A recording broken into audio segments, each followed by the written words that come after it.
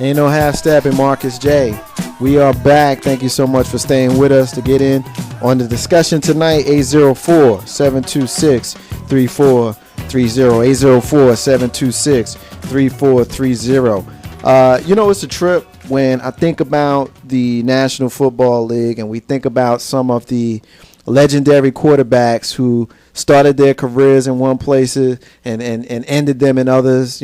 People that come to mind. First person that comes to mind for me is Joe Montana. Of course, we know him as a 49er finishing his career in Kansas City with the Chiefs. And then we think about somebody like, Mr. Broadway, Joe Namath with the Jets, the prediction of Super Bowl III victory, finishing his career with the San Diego Chargers. And then there's others, of course. But now when we look at the league and we see legendary future Hall of Famer Peyton Manning, who hasn't played. He signed that big contract and literally never played. Another down for the Indianapolis Colts. Officially becoming a Denver Bronco, signing a contract today. Big press conference today, 3 p.m. Eastern Standard Time, standing next to a smiling Hall of Fame quarterback by the name of John Elway. I don't know what's going to happen with this, fellas. I'm looking at Denver, and I'm looking at the way they played last year. 8-8 record with a mediocre at best quarterback in Tim Tebow. I see Peyton Manning, assuming they keep with the talent level that they have. I haven't followed Denver enough to really know all the players that they have. I'll be honest with you there. But keeping with the talent level, I'll say, you got to figure if Peyton Manning gives you 85 to 90% of the Peyton Manning who we last saw 2 years ago, you got to figure he's worth 2 to 3 more victories. They won the division at 8-8. So Big Rube's making faces at me right now. I think they could potentially pick up another couple of wins. But I did look at their schedule earlier today, and they got a tough schedule. They basically play the same Super Bowl schedule that the New York Giants play. They play a similar schedule. So they're going to have a tough road about it, Big Rube. Peyton Manning is a Bronco. What's your initial thoughts on it? Well, I'm glad he's not in the NFC, that's for sure. Knowing the NFC East, we probably got to play the Broncos this year. Actually, we don't. Well, unless you have them as one of those wild card games that you sometimes get. But I looked at the schedule early, and if you give me a minute, I'll try to pull it up now. We play whatever division, Pittsburgh, Cincinnati, Cleveland. The NFC, AFC. That's who we play. North. And then we also have Carolina, Tampa Bay, that division. The AFC South? And NFC South? Atlanta, yep. We play that division. We should win 10 games this year. We also, I haven't looked at the Skins or the Cowboys schedule, but I know the Giants also play the 49ers in Candlestick, and we also play Green Bay, and I'm not sure where we play. Again? I'm not sure where. But they have to play the first place team of every division. Yeah. Well, but you played them in Candlestick last year. You still they're going to play the first place team. In the regular season was in Candlestick. Yeah, we did. What kind of crap is that? We play them in Candlestick this year. So, anyway, back to Denver and Peyton, Big Rule. What are you thinking? I'm going to sit here and disagree with you, and you say that signing Peyton's going to get them a couple wins. If they don't get a first-round bye, it is a failure. Because, as you know, I am not on the Tim Tebow bus. I'm not even on the same sidewalk of the Tim Tebow mania. Tim Tebow, people was like, well, he wins games. Okay, whatever. He wins games, but it's the difference between winning games and winning Super Bowls. Two different things. And in Indianapolis, other than Reggie Wayne, he turned everybody in Indianapolis to a complete beast. Pierre Garçon is $40 million richer because of Peyton Manning.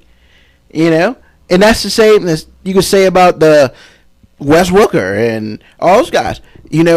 When you play with a team in a system, the quarterback instantly makes those players better. He's going to turn these bums in Denver into Super Bowl champions, maybe even Hall of Famers. Because let's just be real about it. Eric Decker was good for the first 8 games of the season last year. Then he disappeared. Then Demaryius Thomas picked up where Eric Decker left off. Now you got Peyton back there.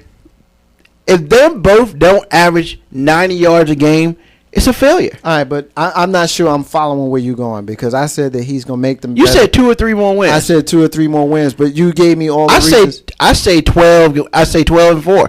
If they don't go anything less than 12-4 in the sorry AFC West, so it's a failure. So you're basically saying 4 wins. Most definitely. They went 8-8. Okay, so you're still agreeing with me a little bit because you're I saying agree with you a little bit. They're being better. Now I have the Broncos schedule in front of me. Of course, they got home and homes against their division rivals, but they also have Cleveland, Houston, New Orleans, Pittsburgh, and Tampa Bay coming in to Denver. They go away to play against Baltimore, New England, which is going to be interesting to see Peyton Manning go to play against Tom Brady in Foxborough in a different uniform.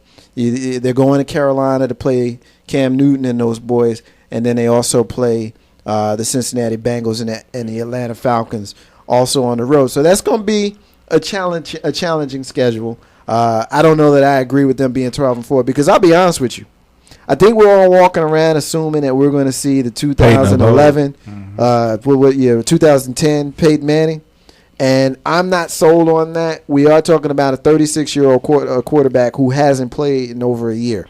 Correct. And I'm not willing to say that he's going to be on the same level as he was when he left. Now, is he going to still be better than a lot of the quarterbacks in the league? Yeah. Is he going to be better than Tim Tebow? Absolutely, in my opinion, because Tim Tebow is just not a good quarterback. He's a good football player, Tim Tebow, but he's not a good quarterback.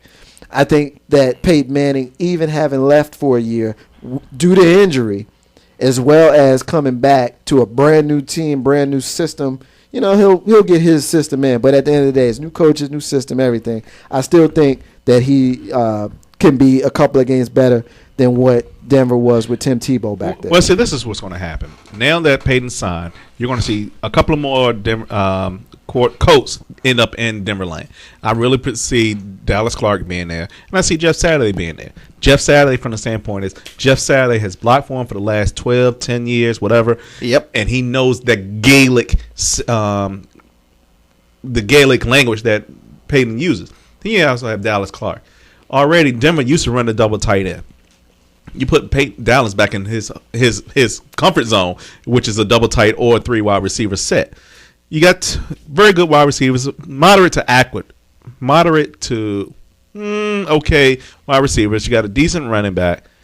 You're going to make them good. They're going to be a good team. I mean, I think I'm not going to crown them AFC West champions yet. We can win the AFC West. Who is we? Like us 3. Oh, okay. I thought it was a Redskin reference there. I'm sorry. I'm just saying the AFC West is terrible. 8-8, you win your division. Get out of here, man. It's not because you beat up a lot of people. It's because the division's terrible. And I mean, the thing about it is, the one thing you left out, which is by far most important, their defense is a beast. Yeah, they are. That Denver defense is sick, and you give them a 2-touchdown lead, it's done. Can I ask you a question, Ruben? Yo, are y'all still mad that y'all gave up Champ Bailey? No. You sure? Because Champ is still there. Yeah, and that's fine. At the time, it was a trade that needed to happen. He was not going to re-sign with us, so there's no point in getting absolutely nothing for him. I'm very happy about our off-season work, even the last week of off-season work. The only thing that I'm disappointed in right now, which I hope they alleviate really soon, is they re-sign London Fletcher. Because really, at this point in time, if you don't re-sign London Fletcher, you can just say your defense is terrible. Because London Fletcher is the backbone of that defense. And at 37, he's playing better than most 27-year-olds. And he will still knock the daylights out of you. And then your boy LeBron Landry, he just signed with the Jets, right? Nobody cares. Okay. He's injury prone. He may be injury prone, but the boy can hit. He can cover. Yeah, or he can miss. All right. I mean, to me, they should have said, what's his face with him? He's so bad, I don't remember his name. It must be a Redskin. Yeah, what? That Tech boy. Oh, I know you're talking about. I know you're talking about the boy. He went to Atlanta and got trouble down in Atlanta. Yeah, I know you're talking about. D'Angelo Hall. D'Angelo. Oh, it's the worst.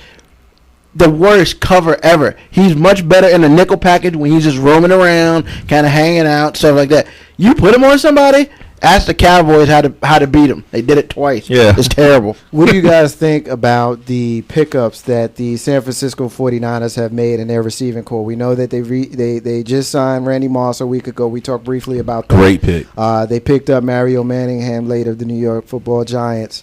They appear to be stockpiling receivers for the potential of signing Peyton Manning. We see that didn't work out for them. Carlton, I'll start with you. Do we see Alex Smith going back there, and what do we think about the pickups the 49ers have just done in their receiving core? Alex Smith goes back to San Fran. They heal the relationship between him and Harbaugh and have a great season. Do they win an NFC West? Yes. I mean, who else is out in the NFC West? You got Seattle. They suck. You got man, don't do that, man. Yeah, me here laughing. You got the Rams. You know, unless they really make a splash with the draft, they're going to be back at the bottom of the conference, the division again. So, you know, they'll re-sign him. They're going to give him a nice contract. He'll be and call Kiss it a and day. make a big rule. Tim Tebow appears to be now on the outs in Denver. I don't see how there's any way they keep him there and let him back up Peyton Manning. They play completely different styles of games, and obviously the Denver folks, John Elway in particular, never bought into him. Where do we see Tim Tebow end up next season? You know, this has to be the funniest thing ever. I feel bad for the dude personally, but on another side, this really just cements what we've been talking about this dude for the last 6 months. You know, good football player, not a good quarterback. The word on the street is he's going to Jacksonville. If Jacksonville gives up a first-round pick, they're the biggest idiots on the planet. You know, it's just, to me, is more who else wants him. I don't know anybody else who wants him other than Jacksonville because they have nobody. And as we talked about Blaine Gabbert earlier, Blaine Gabbert needs to sit a year. And they have a running attack there, and Jacksonville's terrible. Do you see Blaine Gabbert sitting a year behind Tim Tebow? He doesn't have a choice. If they sign Tim Tebow, they're going to sign Tim Tebow probably for at least 3-year contract. You know, they're going to extend his contract because he is a free agent after this year. There'd be no point in signing Tim Tebow and not sign him to a multi-year contract. And on top of that, the owners will actually make money because, unfortunately, Tebow puts butts in the stands. Okay. So, well, we'll end the football segment with this. Borderline. Well, I won't say borderline. A gentleman from the Pittsburgh Steelers just retired. What do we think about the Hall of Fame chances for Hines Ward? Now we know, you know, our illustrious friend of the show, Jay Grizzy Green, hope he's listening, is a fan of Pittsburgh Steelers. Let's keep, you know, the fun jabs out. Let's just talk straight up football. Is Hines Ward a Hall of Famer? Big Rube, you first. most definitely, without question. First ballot. And I don't know about first ballot. I'd probably say second or third year. First ballot's tough. He's got a couple Super Bowls. Well, here's the thing with the first ballot versus second ballot. The way I look at that, you either Hall of Fame or you're not. I mean, baseball, they give you 20 years to get in, you know, after you've been out for 5 years. I never really understood did you get another home run? Did you score another touchdown? I mean, what's the difference between first ballot or second ballot? And a lot of it has to do with who goes in or who's on the ballot with you at that time. Pretty much. And correct me if I'm wrong, but I don't know of any other big names that are out there that have retired at the end of last season. So you figure 5 years from now, I don't see how there's any way that Hines Ward doesn't, you know, dance with the stars into the Hall of Fame sometime in the fall of 2017. Carlton Banks. He's in like Flynn. He's going to dance. He's going to waltz. No telling who may introduce him. He had a nice career. I really think that, you know, Pittsburgh will sign him back for one day and say, here you go, and give him a good nice career. Not Hall of Fame career. There it is. We're going to leave it there. We're going to take another break. When we come back, we're going to get with K-Dub. We're going to talk about a lot of stuff that's going on in the National Basketball Association. We're going to talk about some injuries. We're going to talk about the New York Knicks. We're going to talk about the trade deadline that passed on us last week. So we're going to get into all of it. Marcus J. and Ohio Steppin. We'll be back in a minute.